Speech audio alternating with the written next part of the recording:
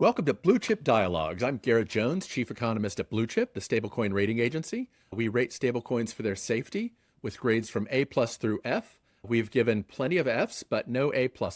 You can look at our ratings and more at bluechip.org. My guest today is Christian Catalini. He is a founder of the MIT Crypto Economics Lab. He was a lead creator in the historically important Libra stablecoin, and he is now co-founder of Lightspark. Thank you so much for being here today, Christian. My pleasure to be here. Let me tell you what I'm most excited about in terms of your contribution. You've made many contributions, no joke. People can look it up on Google Scholar. In terms of today, I just love your threads on Twitter, and I can recommend that. You do a great job explaining real economic ideas in good Twitter threads, and I think that's an excellent gateway for serious thinking about blockchain, cryptocurrency, and beyond. Yes, and so I'm going to start off with a sort of meta question about crypto. Bitcoin is obviously the focal cryptocurrency, and it has been since the beginning. Yet at the same time, Bitcoin is perfectly replicable, right? Anyone can create their own Bitcoin instantly. One of the great theorems in monetary economics in terms of international exchange rates and competitive currencies is the Carrick and Wallace theorem, which reminds us that even if people need money, they don't need your money. And so the demand for any particular money is unstable.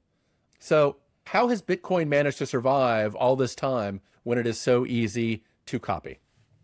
That is a really important and really profound question. And I thank you for asking that. To be honest, I feel like when we think about crypto, we tend to forget what the important parts of the technology are. And I think the answer will probably unpack some of it.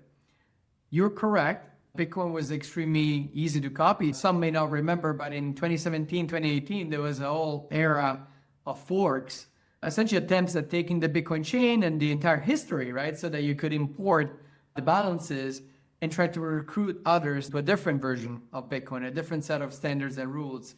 I think what's kind of interesting, and this kind of has more to do with the evolution of technology standards than macroeconomics per se.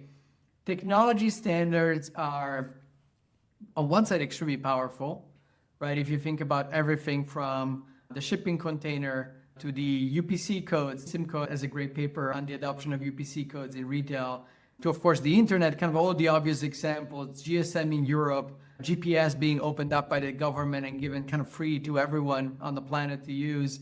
They have this feature of really accelerating progress and really converging a lot of builders onto the same trajectory, but they're very difficult to establish. Even if you look historically, every time a new technology comes about, the railways, extreme speculation and extreme interest in kind of owning that new technology, to the point that I think Gross has this paper where the US had like 20 railway gauges standards, and then overnight, in 36 hours, they managed to convert them to a single national one. Of course, that had beneficial effects on trade. But we always live in this paradox where society benefits from coordinating around the same solution, the same standard. To be honest, I think when it comes to money, part of the value of money is like society agrees that it will have future value and we can still exchange it for goods and services. So when you put that all together, you think about Bitcoin. Yes, it was extremely easy to replicate. In fact, you could imagine a different alternative story where it would have forked into something different or split as a community. But it is the network that has almost this perfect historical history and trajectory. I think part of that is that creators behind Bitcoin, whether it was a he, she, or they, or a group, kind of disappeared, adds to the neutrality and the perfection of that story. But what is very hard to replicate even today for anyone that could build a better technology is that history, is that kind of global consensus that evolved over more than a decade, often with all sort of challenges, right? Whether there were technical challenges or governance challenges. If you zoom out, I think the reason why it is extremely difficult to replicate Bitcoin is that you would have to almost replicate that entire journey, and that takes time. So the value of time, the value of those blocks that have already been solidified in the history of the network matter. There's path dependency. And of course, you see it. After more than a decade of crypto experimentation, there's probably only 2-3 networks that have true scale and can call themselves decentralized. One thing that's kind of very timely is right now you're seeing a lot of companies jumping into the opportunity of payments and stable coins. And what they're doing is they're proposing essentially their own corp chain, their own closed solution and network. They import some of the principles of these open networks, but fundamentally they are the platform architect. This was the same mistake, by the way, we did in Libra. So we thought it was an issue of technology, that if we could build a network that could scale to billions of people, it could displace Bitcoin. It could be more useful. It could deliver all the value that people have imagined. But the problem is that no matter how hard we tried, we could not convince people that the governance of Libra was truly decentralized or even distributed. We had an independent association in Geneva, 24 members, all with one vote. Those votes were real. People were voting, but the soft power of Facebook at the time was still a shadow on the potential of that network. I think that the reason why it's very difficult to really replicate the history of Bitcoin is because, again, it took a long time and it was a number of accidental historical moments that made it this truly open and decentralized structure. So you've been on the front lines of these standards type battles.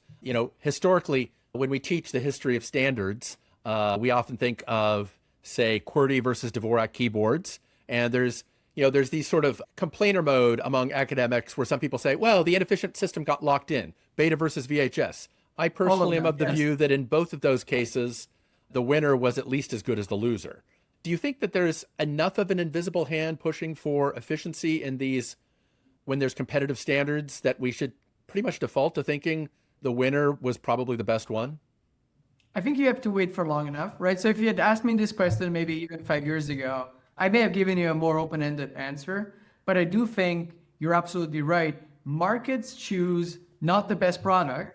Even in the Wintel standard, right? That was a standard born by mistake. IBM rushing to build a PC, putting parts together from different producers, licensing the beating art of that PC from little-known New Mexico startup called Microsoft, and eventually creating its own demise. I think there's a lot of idiosyncratic events in how society converges on these technology standards. And what it really seems to care, what market forces seem to drive, is what is the most vibrant ecosystem. I don't think the feature of the technology and product matter as much as we think. Look, you can always have the academic or the engineering perspective of saying Betamax was better, so it should have won, right? And society would be better off. Why should it matter for a keyboard?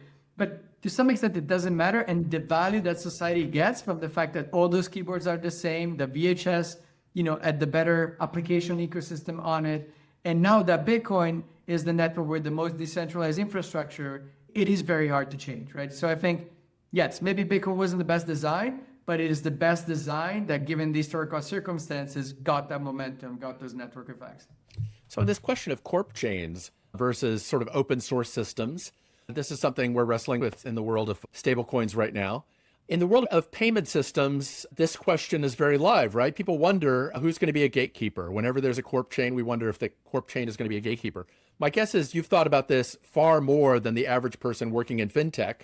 In the last couple of years, we've seen that PayPal imposed terms and conditions where they at least reserve the right to ban people who they think are bad, who are saying bad things online. Visa, by contrast, and to my understanding, MasterCard, have both taken a stand of basically radical extreme tolerance, not being judgmental. So they are nearly a permissionless system in terms of staying out of judging who they're going to accept and not accept within the guidelines of the law.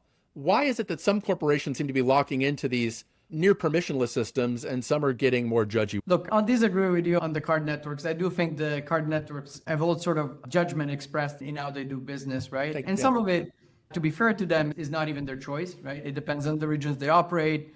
They have, of course, a multiple or universe to deal with where there's all sort of complexity. I would say different companies have different stands on this. And when it comes to financial services, you have the extreme in crypto where people think that, look, basic money, basic payments should be kind of a human right, like free speech.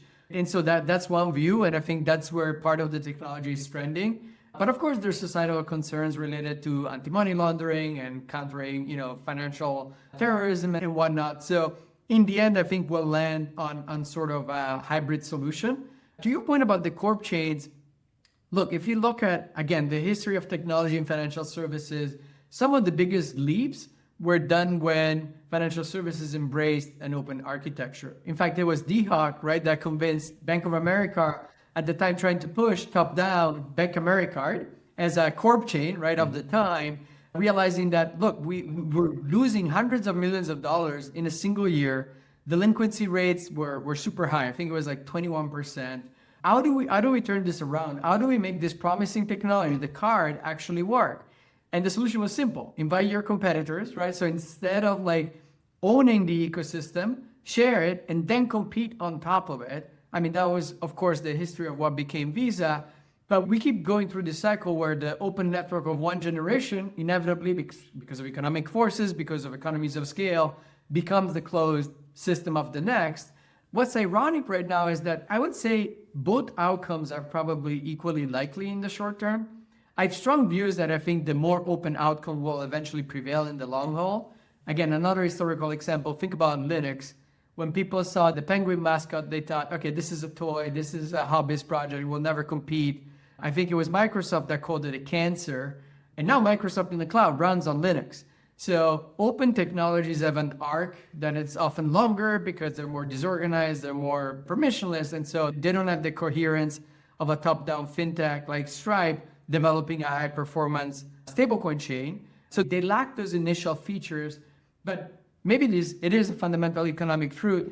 Economic forces have a way of driving through friction and breaking through that monopoly in some shape or the other. So when it comes to corp chains, I think they're dangerous because they could be very successful in the immediate term. And so consumers don't care, right? Merchants don't care. If you give them lower cost, 24/7 settlement, global payments, they will adopt. But there's gonna come a day where that network would look like we look at the card networks today, or we look at any sort of like concentrated market, and then the forces maybe will push to build a very open solution. I mean, with stablecoins, it's challenging, right? Because inevitably you have an issuer, so there is a central actor. I think what's great with the Genius Act in the United States is that by making all these coins fungible, same reserve requirements, same rules, same legal claims against those assets, in a sense, ideally they'll be fully fungible in the market too. Now, there's more steps involved in that, because are we going to have something like a FedWire for these stablecoins, right? Are we going to have a clearinghouse system so that it is not liquidity that then drives back economies of scale? But pending all of that, I think we can land in an equilibrium where at least we're going to have a vibrant ecosystem of dozens or more stablecoins that matter. And consumers don't have to worry, merchants don't have to worry about, is this USD coin 1, 2, 3, 4, 5, ABC? It is just a dollar that's programmable. It's self-driving. You can do some automations and we can benefit from it. Yeah, as you know, but for the audience, in the 19th century, through the creation of the Federal Reserve, there were a lot of privately issued bank monies. And they didn't always trade exactly one for one, especially the worse the reputation of the bank, the smaller or less known the bank. Those traded at less than one for one. But the creation of the Fed weakened that system by replacing it with something better, which is a guarantee that certain kinds of dollars really will trade one for one. And so nobody needed to have an open trading platform to figure out what the price today is of Chase's dollar versus Citibank's dollar. And that world is, it's such a useful innovation. I still remember Governor Brainerd, compared stablecoins to wildcat banking and the wildcat money era you were just describing, right?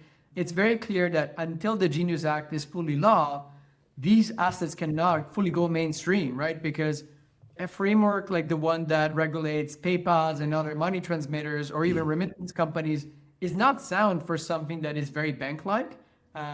With Libra, we were aware of that. That's why we were pursuing a payment system license.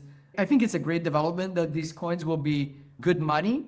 I think that singleness of money is what will drive more competition between the issuers. To be honest, it's kind of paradoxical, because if the coins are interchangeable and fungible, distribution will be king.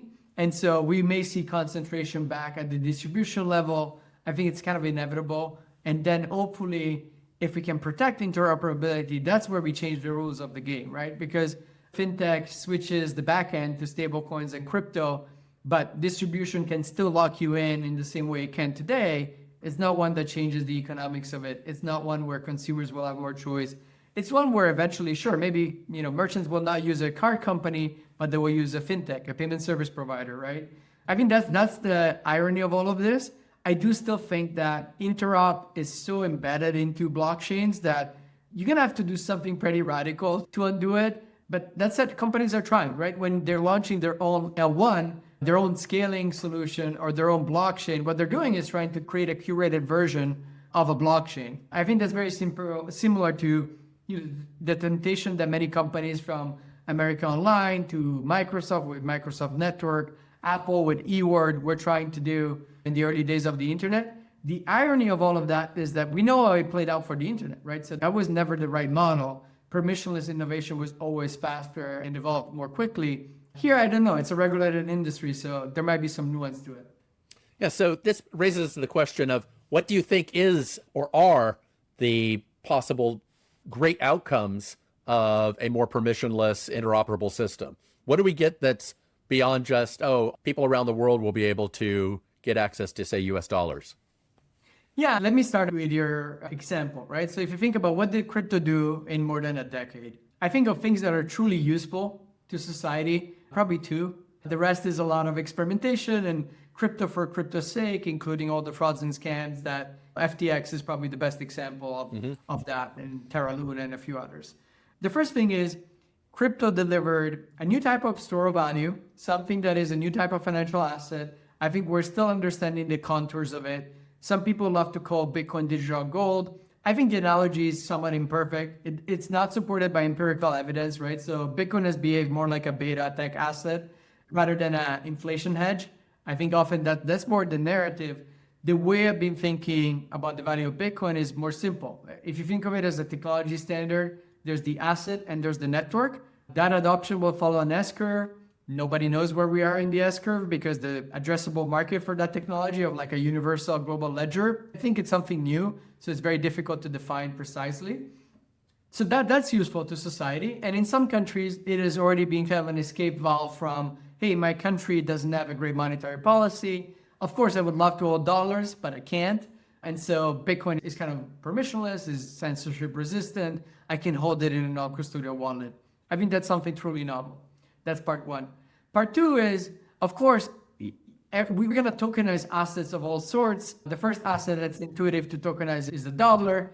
Stablecoins with Tether were essentially access to dollars to segments of the world population that cannot access dollars. Everybody, the famous quote, right? Everybody would love to have an account at JP Morgan. Well, guess what? The vast majority of the planet is excluded from that for good and bad reasons.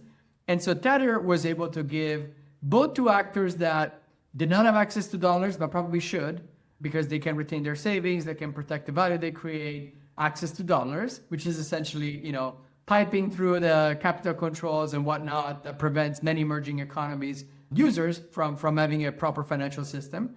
And second, also actors that are excluded from the dollar system for very good reasons. So, whether they're sanctioned or other things. But I do think that the phase one of can we empower people with either a novel true store of value with some different properties that's fully decentralized, or something that requires some level of trust, but it's a representation that, should map to a dollar. Now, of course, the Genius Act is kind of making that a lot more robust. If you think about that trajectory, I would say what comes next is what's missing, right? Most people on this planet don't have access to proper borrowing and lending. And I'm not talking about the collateralized lending that people get excited about in DeFi. If people already have something to lend against, then they're already part of a very favorable majority. But that's missing. And I think that's probably what's going to happen next on these permissionless networks. And then the third leg is going to be the unbrokered, right? So take the US capital markets, one of the most vibrant capital markets in the world, probably the most vibrant. Many people would love to have access to that market more efficiently. Now, if you ask the traditional players, they will tell you, oh, we've already done that. Through our brokers, you can access US stocks everywhere. Well, what they tend to forget is that the cost structure of that is 10x, 100x more expensive. And so there's no way for, a young Nigerian that wants to hold X% of stock in a top US company to access that market. So again, it's always going to be a mix of regulatory arbitrage at the start, inevitably, like any new technology. The internet was massive regulatory arbitrage, right? Think about piracy, music.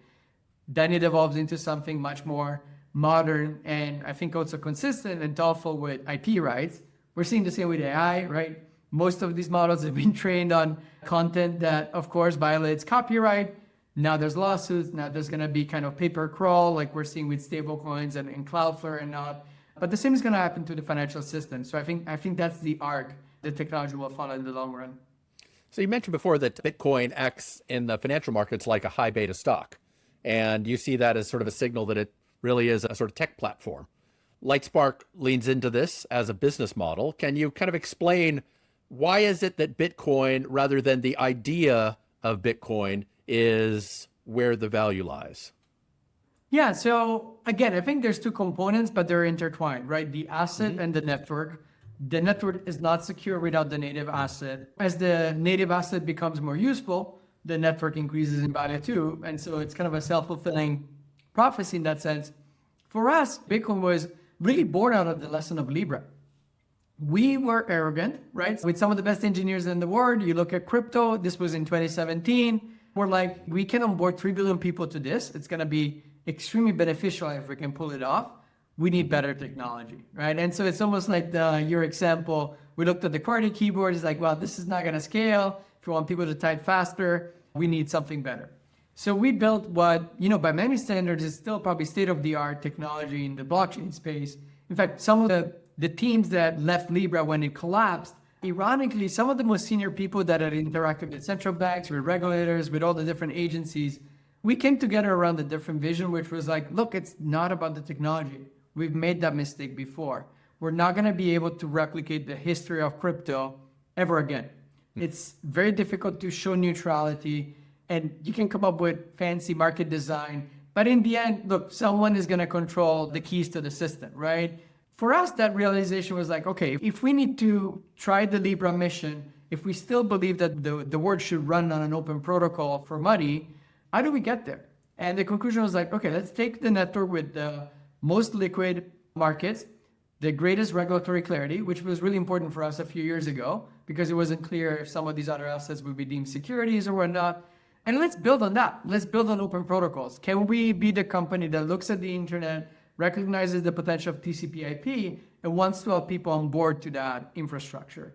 And so for us, the choice of Bitcoin was really a choice of pragmatism. We're not like Bitcoin maxis that believe that, okay, Bitcoin should be, the assets to rule them all. But we do think that when it comes to money movement, banks are already realizing this, right? So they're looking at crypto, and they've tried for more than a decade to build their own consortia, right, with multiple banks involved.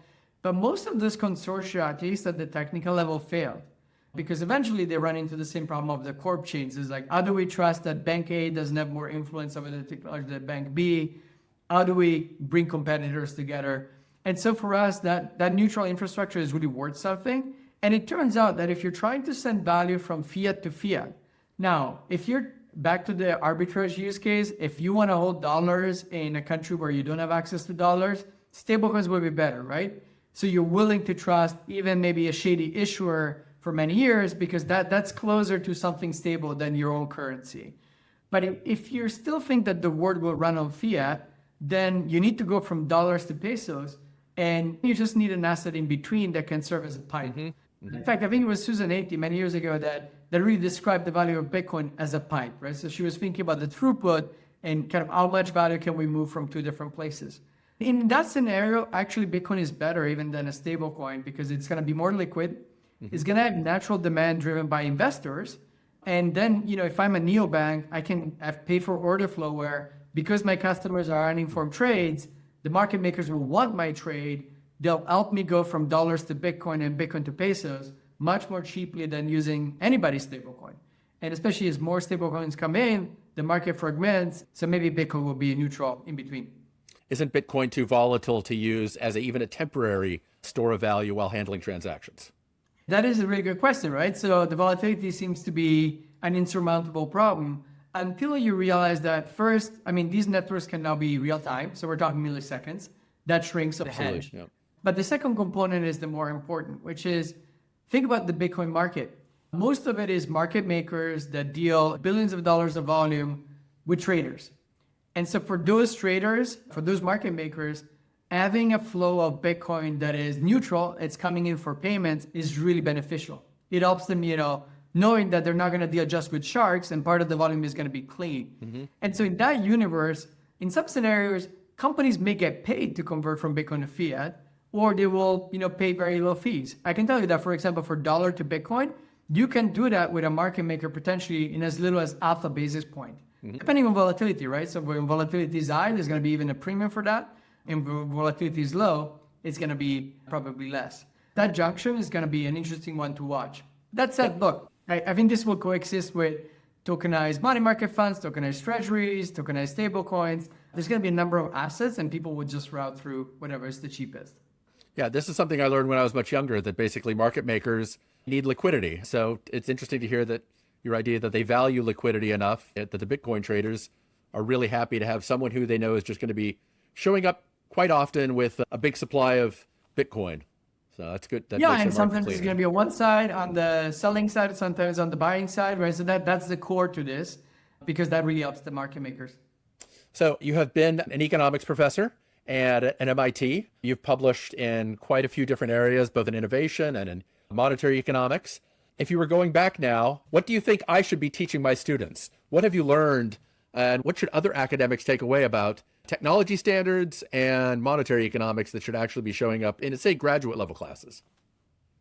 That is a really hard one. My first reaction was like, not much new. I think academia has covered a lot of this. I think it really boils down to curation. One thing that I would say has changed from my academic days to my kind of startup entrepreneur days is that often in academia, we spend a lot of cycles on ideas that are intellectually stimulating, that are clever, but that don't map to the real world.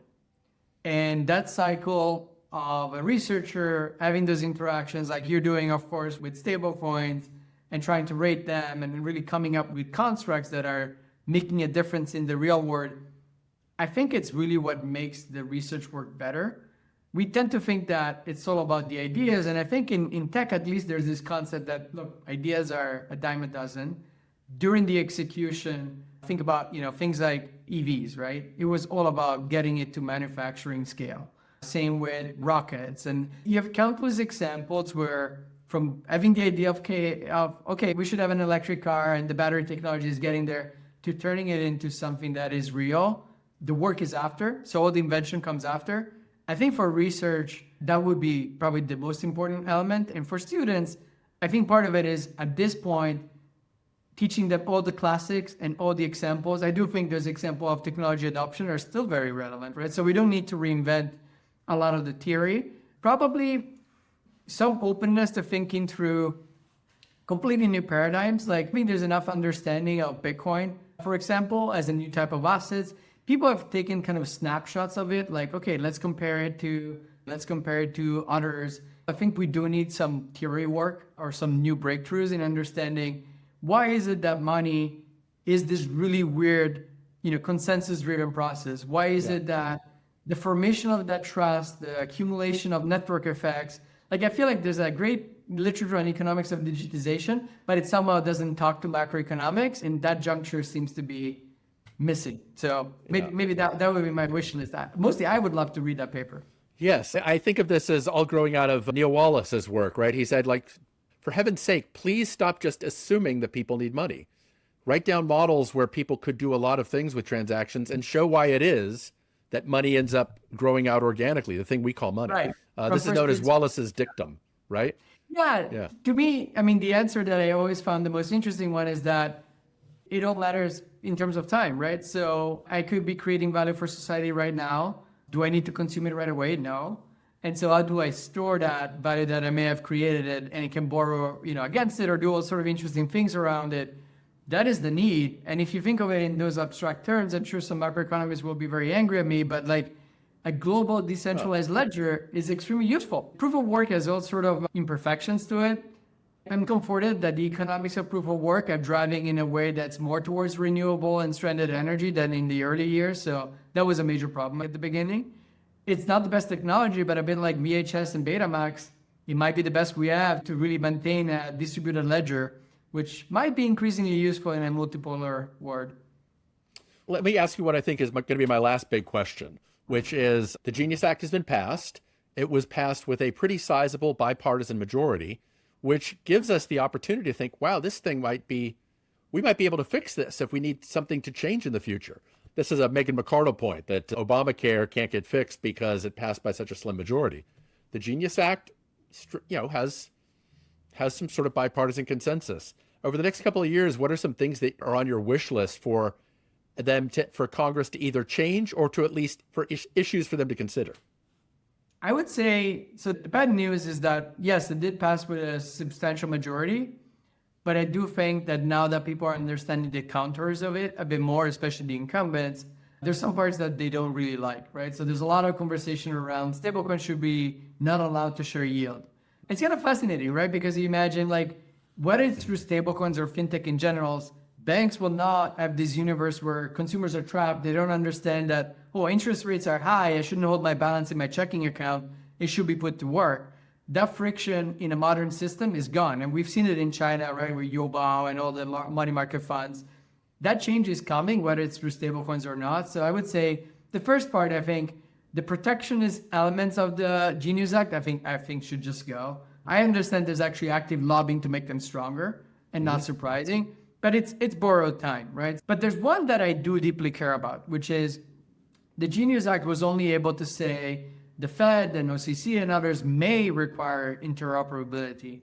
I do think the whole point, the whole journey of crypto is about building networks that, like the internet, have interoperability kind of baked into their core functionality, and it's very hard to undo it.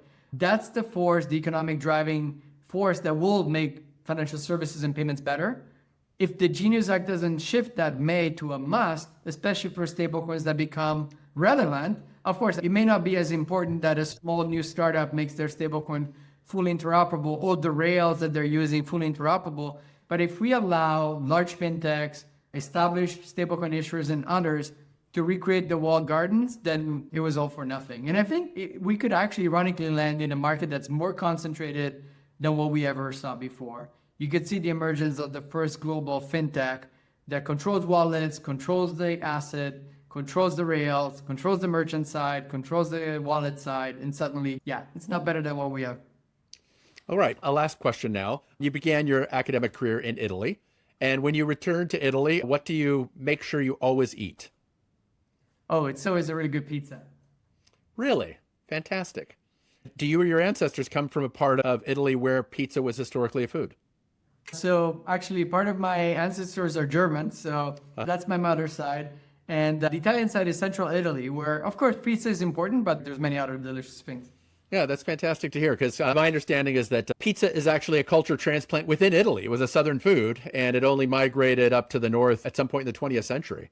That is one good example of a technology that was superior. And, if you don't count some operations like pineapple pizza, which, that could be a whole debate, I think has done a lot of good for the word. It's a fantastic example where something got locked in way too long, and now the whole world is better off because of a technological improvement. Thanks very much, Christian, for joining us here on Bluechip Dialogues. Thanks, Garrett.